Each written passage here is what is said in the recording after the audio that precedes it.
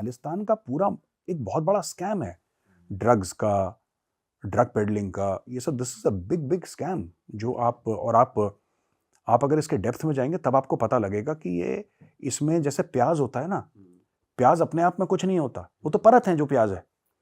आप प्याज ढूंढने के चक्कर में एक परत निकालेंगे, दूसरी तीसरी चौथी, पता लगा प्याज खत्म हो गया, फिर आपको पता लगेगा कि परत ही प्याज है।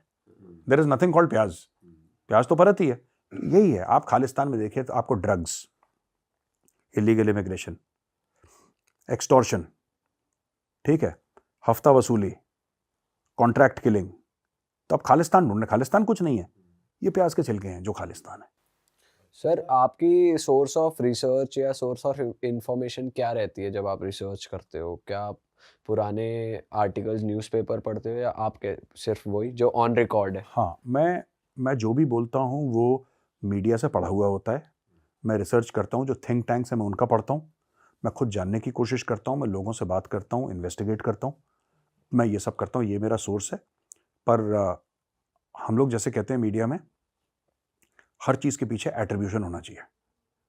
हाँ, मैं इसके ऊपर कमेंट कर रहा हूँ, इसका मतलब ये आर्टिकल छपा है और ये एक रिसर्च्ड आर्टिकल है, एक क्रेडिबल सोर्स का। ऐसा नहीं कि किसी ने कोई वेबसाइट खोल दी और वहाँ से वेबसाइट से हम लोग कुछ करना है। ये क्रेडिबल सोर्स है आर्टिकल का, और इसलिए हम इस आर्टिकल के ऊपर कमेंट कर रहे हैं। फिर बड़े बड़े थिंक टैंक्स होते हैं जो इसके ऊपर लिखते हैं, जो कि बड़े क्रेडिबल हैं, मैं वो पढ़ता हूँ। तो एवरी डे 2 और 3 आवर्स आई रीड, हर रोज़ मैं समय निकाल के पढ़ता हूँ, शाम को, रात को, I read every day. That is my source. Sir जैसे आपने बताया था कि कुछ पाकिस्तानी यूट्यूबर्स हैं वो काम करते हैं, they getting paid for it, ताकि वो इंडियन ऑडियंस को इन्फ्लुएंस करने लाइक दैट। तो अभी खालिस्तान की बात हो रही थी, तो there are lot of celebrities also जो दे आर प्रमोटिंग और talking about Khalistani in the favour of it. मैं सेलिब्रिटीज का नाम नहीं लूँगा, काफ़ी लोग को पता ही है, तो वो उनको भी पैसा मिल रहा है इस चीज़ के लिए। देखिए, मैं आपको बताता हूँ, एक इकोसिस्टम है और मैं आपको इकोसिस्टम समझाता हूँ। एक इकोसिस्टम है कबूतरबाजी का, ये आप जानते होंगे। कबूतरबाजी, यहाँ से म्यूजिक ट्रूप में गए, ये हमारे लिए तबला बजाता है, गिटार बजाता है, वहाँ पे कनाडा में छोड़ा और वो गायब हो गया। तो ये तो सिंपल कबूतरबाजी हो गई। दूसरी चीज़ है कि खालिस्तानियों ने क्या करा है, और बहुत गलत बात है, क्योंकि गुरुद्वारा साहब तो भगवान का घर है और हम लोग जाते हैं, माथा टेकते हैं गुरुद्वारा साहब में। खालिस्तानियों ने जितने भी गुरुद्वारे हैं वहाँ पे ज़्यादातर उनको टेक ओवर कर लिया है और इनको हेडक्वार्टर की तरह इस्तेमाल करते हैं खालिस्तानी। यस, जो कि बड़ा अनफॉर्चुनेट है, क्योंकि जैसा मैंने बोला भगवान का घर है तो वहाँ पे कोई गलत काम नहीं होना चाहिए। लेकिन खालिस्तानी बड़े वायलेंट हैं, तो जो आम सिख है वो डर जाता है इनसे, ये गोली मार देते हैं। किसी की लड़की को छेड़ दिया, किसी के साथ गलत कर दिया, खालिस्तानी तो क्रिमिनल्स हैं, तो people are afraid of them, Sikhs are afraid. इसलिए ज्यादातर आपने देखा होगा सिख चुप रहते हैं। लोग गलती ये कर देते हैं सोचने में कि उनको ऐसा लगता है कि सिख शायद इनको सपोर्ट करते हो। सपोर्ट नहीं करते, मैं अच्छी तरीके से जानता हूं, 99% of the Sikhs don't like them. But वही बात है कि आप परिवार के साथ जा रहे हैं, फैमिली के साथ, आप हैं, माँ बाप हैं, भाई बहन हैं, सब लोग हैं, सामने 3 गुंडे खड़े हैं, ठीक है, बिल्कुल शराब पिए हुए, आप क्या करेंगे? आप रास्ता बदल देंगे ना, आप बोलेंगे कौन इनके मुंह लगे, लेडीज हैं, ठीक है, मदर हैं, सिस्टर हैं, आप रास्ता बदल दोगे। हर एक शरीफ आदमी ये करेगा। तो जो आम सिख है वो यही करता है, वो रास्ता बदल देता है, क्योंकि कहता है कौन इनके मुंह लगेगा। That is the truth. Normal आदमी तो दूर ही हटेगा इन चीजों से, वही अपने परिवार को पहले बचाओ। बिल्कुल वही है, वही सेंटिमेंट है, वही सेंटिमेंट है। सर ये तो हम इंडिया के बाहर की बात कर रहे थे, अब मैं थोड़ा सा इंडिया के अंदर जानना चाहूँगा।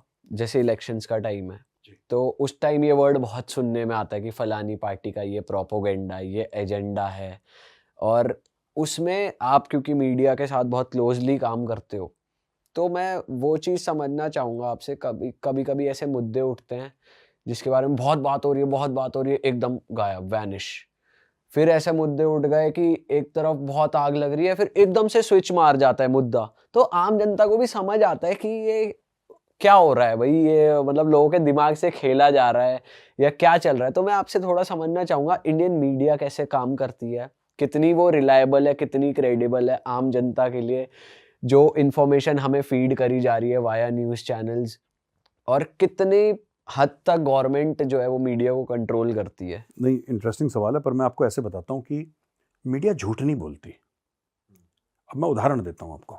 ये कप है सामने पड़ा हुआ, ये कप ज़मीन पे गिर के टूट जाता है और जो कॉफ़ी है वो बिखर जाती है।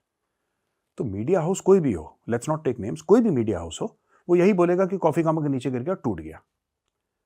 पर जब शाम को डिबेट होती है ना, किसकी गलती थी, तो बोलेगा साहब इसकी गलती थी, इस पार्टी वाले की गलती थी, इसके हाथ से कप लगा तो गिर गया। दूसरा वाला बोलेगा नहीं, आपने इसको बताया नहीं कि वहां पे कप है, इसको पता ही नहीं था वहां पे कप है। तीसरा बोलेगा नहीं, इसने टेबल साफ नहीं करी, इसमें इतनी चिकनाई थी कि स्लिप हो गया नीचे। तो ट्रेन का एक्सीडेंट होता है और अनफॉर्चुनेटली, वेरी अनफॉर्चुनेटली 50 लोग मारे जाते हैं। कोई मीडिया हाउस ये नहीं बोलेगा कि 25 मारे गए या ट्रेन का हादसा नहीं हुआ या 100 मारे गए, नहीं, सभी 50 बोलेंगे। एक न्यूज होती है, एक व्यूज होती है। खेल व्यूज का होता है, खेल न्यूज का कभी नहीं होता। लोग कहते हैं ना fake news, there is nothing called fake news. Fake news नहीं होती। सुशांत मर गया, उसकी डेथ हो गई। सुशांत कैसे मरा, उसकी डेथ कैसे हुई, किसी ने ये नहीं बोला कि नहीं सुशांत जिंदा है। तो बेसिक न्यूज थी कि सुशांत सिंह राजपूत इज डेड, है ना। अब मीडिया अलग अलग तरीके से खेलेगा कि ऐसे हुआ, मर्डर हुआ, नहीं हुआ, सुसाइड हुआ, ये हुआ, उस पर बहसबाजी चलती है और उससे आप कंफ्यूज होते हैं। आपके दिमाग में भी ये डाउट नहीं है कि सुशांत सिंह राजपूत अब इस दुनिया में नहीं रहा, ये आपके मन में भी डाउट नहीं है। आपके मन में डाउट क्या है, क्यों गया कैसे इस दुनिया से। That is the game that media plays and media is very dangerous. देखिए, सबसे पहले आप समझ लीजिए कि न्यूज एक प्रोडक्ट है, कोई भी न्यूज ना, न्यूज एक प्रोडक्ट है। जैसे साबुन है, जैसे कि सिलाई की मशीन है, वैसे न्यूज है। तो वो आपको कंज्यूम करना है, फिर उसकी टीआरपी बनती है, टीआरपी के ऊपर फिर ऐड आती है। तो ये गेम होता है ना पूरा, टीआरपी के ऊपर ऐड आती है। अब इतने न्यूज चैनल हैं और 24 घंटे चलना है सबको, और इतना कंटेंट है नहीं, बाय द वे, इतना कंटेंट तो है नहीं कि 24 घंटे सब लोग चलें। वही 5 आप भाई हैं जो कमरे में हैं, एक आप ही में से गेम करना है भाई। कोई कह रहा है मेरा देख लो, कोई कह रहा है उसका देख। अब जो एक्साइटिंग आपको लगेगा वो आप देखोगे। तो वहां पे न्यूज कॉम्प्रोमाइज होती है कि मैं आपका अटेंशन अपनी तरफ कैसे करूं। तो कोई एंकर चीख तोड़ के चिल्लाएगा, कोई कब तोड़ेगा, बोलेंगे यार बड़ा चिल्लम चिल्ली चल रही, चलो ये देखते हैं। न्यूज वही है कि कब टूट गया, नीचे गिर गया, कॉफी बिखर गई, न्यूज वही है, न्यूज में कोई फर्क नहीं है। लेकिन न्यूज कैसे आपको प्रेजेंट करी जाती है, ये है चक्कर। तो इन टोटल फेक नहीं कह सकते। फेक न्यूज कोई मीडिया हाउस नहीं देता, कोई भी। फेक न्यूज सोशल मीडिया पे चलती है, मेन स्ट्रीम मीडिया पे फेक नहीं चलती, लेकिन ओपिनियन मोल्ड होता है। और सर व्हाट्सएप यूनिवर्सिटी को भी कह सकते हैं कि एक तरीके से फेक हो सकती है, जैसे इतने इतने मुद्दे आते हैं। हाँ, वो तो देखिए, मैं बता रहा हूँ कि जैसे ना हर एक बंदा जिसके पास ट्विटर है ना या इंस्टाग्राम है, वो खुद के न्यूज़ चैनल का एडिटर इन चीफ है। तो उसको तो भाई आप नहीं रोक सकते, वो ही controls.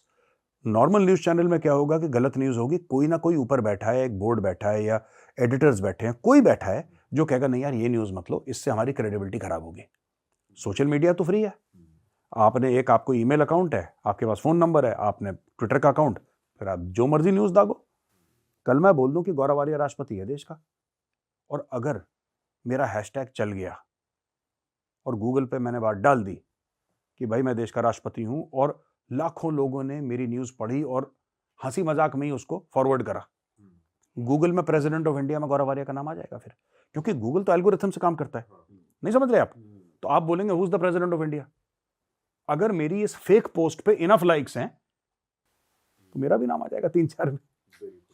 This is how it is managed. और सर एक चीज़ और, जैसे अभी बात चल रही थी कि भाई जब भी ऐसा कुछ होता है कि इलेक्शंस हो रहा है, कुछ हो रहा है, कि एक एक कुछ ना कुछ मुद्दा उड़ जाता है, तो आजकल जैसे काफ़ी एक मुद्दा चल रहा है कि ईवीएम मशीन्स का, कि इनके रिजल्ट्स अब आप मैनिपुलेट कर सकते हो, कि कुछ दबा रहे हो आ कुछ रहा है। तो इस पे क्या टेक है आपका, क्योंकि आजकल बहुत ज़्यादा चर्चा हो रही है इस चीज़ को लेके। देखिए, ऐसा है कि ये बात सुप्रीम कोर्ट तक गई थी, इलेक्शन कमीशन ने हैकाथन करवाई थी, इलेक्शन कमीशन ने सारी पॉलिटिकल पार्टीज को बुलाया था और बोला था कि भाई आप बता दो कैसे हैक होता है। आप ये कह रहे हो अगर हैक होता है तो आप समझा दो हमें कि साहब इस प्रकार से हैक होता है और ऐसे हैक होता है। अभी तक तो कोई कर नहीं पाया। अब लोगों के दिमाग में कीड़े डालने वाली बात है। मैं आपके दिमाग में कीड़े डाल दूं, शक डाल दूं आपके दिमाग में, ठीक है, यार कुछ तो चक्कर है ना। अब क्या चक्कर है ये मैं नहीं बता रहा। अब जैसे आप जैकेट पहने हो सफेद, मैं आपसे कहता हूं भाई मुझे ये ना, ये आपकी जैकेट पसंद नहीं है, तो आप कहते हो ठीक है मैं काम करता हूँ दूसरी जैकेट पहन लो। कौन सी पहनूं, कौन से रंग की पहनूं? मैं कहता हूँ यार ये मुझे नहीं पता कौन सी पहनो, ये वाली नहीं पसंद है मुझे, बस मैं आपको सोल्यूशन नहीं दे रहा, बस मुझे ये नहीं पसंद है। तो ऐसे ही होता है, ये ईवीएम का यही चक्कर है। EVM can not be hacked, right? और अगर हैक है तो लोग आके प्रूव कर दें कि हैक हो सकता है। आपको क्या दिक्कत है? आपको वही बटन दबाना है या वही आपको कागज डालना है, ठीक है? बस ये लोगों के दिमाग में एक बात डालनी है कि गड़बड़ है, गड़बड़ है, गड़बड़। क्योंकि लोग नहीं सोचते ना उस तरीके से, लोग तो सोचते हैं भाई गड़बड़ है, अब तो क्या वोट करें, क्या करें, रिजल्ट तो वही आना है, जो भी है मैनिपुलेटेड है सारी चीज, लोगों को तो यही लग रहा है। देखिए, मैं आपको बताता हूं कि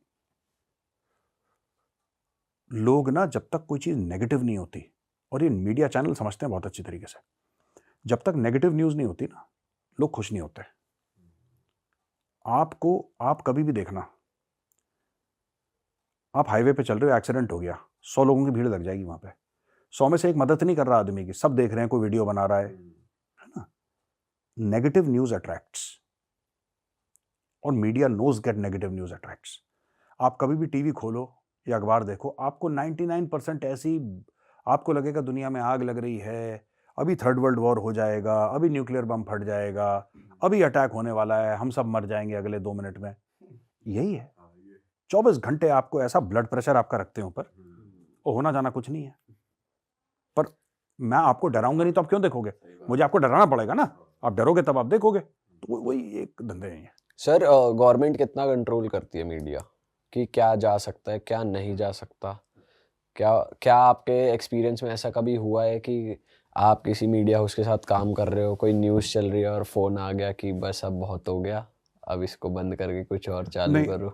मैंने ऐसा तो कभी महसूस नहीं करा कि किसी गवर्नमेंट के बंदे का कॉल आ गया, लेकिन मेरे अपने थॉट्स हैं इसके ऊपर। देखिए ना, अगर आप एड्स देख लेंगे ना किसी भी न्यूज़ चैनल के, आपको पता लग जाएगा, because this is a commercial enterprise, right? अब उदाहरण के लिए आपका चैनल है, ठीक है, आपको च्यवनप्राश कहता है कि मैं हर ऐड के लिए आपके चैनल पे हम आपको 10 लाख रुपए देंगे और हफ्ते में एक ऐड करवाऊंगा, तो वो आपका कस्टमर बन गया, आपका एक रेवेन्यू मॉडल शुरू हो गया च्यवनप्राश के साथ, या कोई भी ग्लूकोज के साथ, या कोई भी XYZ ब्रांड है, कुछ ब्रांड है, कोई भी है, आपका हो गया शुरू, राइट? अब आप उसकी तो बुराई नहीं करोगे, क्योंकि आपको 10 लाख रुपए एक हफ्ते के बुरे तो नहीं लग रहे, आप उसकी बुराई तो नहीं करोगे ना। एक भी बुराई नहीं। अब कैसे करोगे आप बुराई? अब मालदीव्स ने ये तो गलती करी, मालदीव्स ने अपने सबसे बड़े कस्टमर की बुराई कर दी। देखो, सही बात है। जो सबसे ज्यादा टूरिस्ट भेजता था, कहाँ? इंडिया भेजता था, आपने अपने कस्टमर की बुराई कर दी, अब कस्टमर कह रहा मैं नहीं जा रहा वहां पे। हाँ, तो ये तो गलत बिजनेस डिसीजन था ना मालदीव्स का। तो वही बात है। तो सर आप कह रहे हैं डायरेक्टली कि रूलिंग पार्टीज कंट्रोल कर रही हैं और कंप्लीटली। बट सर ऐड तो ज़्यादा चाइनीज़ फ़ोन, वीवो, ओप्पो इनकी आती है, तो क्या चाइनीज़ गवर्नमेंट कंट्रोल कर रही है हमारा मीडिया? नहीं, देखिए, दो चीजें हैं। मैं ये नहीं कह रहा कि गवर्नमेंट कंट्रोल कर रही है, मैं कह रहा हूँ कि बिजनेस हाउसेस भी कंट्रोल करते हैं। मैं ये कह रहा हूँ आपको, कोई सरकारी अफसर या पॉलिटिशियन कभी मीडिया हाउस को फोन नहीं करेगा ये बोल के कि तुम्हें खबर चला। They are very smart. देखो, ये लोग बड़े ऐसे नहीं होते, दिल पे नहीं लेते ये लोग। उनको पता है धंधा है यार, बिजनेस है। ये छोटी छोटी चीजों को दिल में, एंकर ने ये बोल दिया मैंने दिल पे ले लिया, ये दिल पे कभी कुछ नहीं लेते ना दिल पे लेते ना जमीर पे लेते, कुछ नहीं करते ये। बिल्कुल जैसे कि ना गाड़ी पे टेफलॉन लगता है ना, आपने देखा होगा, वो एक कवर लगा देते हैं गाड़ी पे, पानी नहीं टिकता उसके ऊपर, पानी फेंको पानी नीचे आता है। ये टेफलॉन कोटेड है, इनको कोई फर्क नहीं पड़ता। जहां तक और बातें हैं कि लोग कंट्रोल करते हैं, वही चीज है, आपको एडवर्टाइजिंग रेवेन्यू चाहिए तो आपको बिकना पड़ेगा। आपको करना पड़ेगा। ये आपकी, और हर एक बिजनेस में, हम मीडिया की बात क्यों कर रहे हैं, आप किसी भी बिजनेस में ले लो। जो मैं इवेंट करता हूं, राइट, मेरा सबसे बड़ा जो स्पॉन्सर है उसकी केटरिंग कंपनी है, और वही केटरिंग भी कर रहा है और उसने पैसे भी दिए इवेंट के। उसकी केटरिंग से 50 लोग बीमार हो जाते हैं, मैं थोड़ा ना जाके लोगों को बताऊंगा कि 50 लोग बीमार हो गए। मैं in the sense not Gaurav Arya, but nobody दिल से कि नहीं यार, इसने 50 लाख रुपए दिए इवेंट के, शांत रहो। ये होता है, that is money talks everywhere.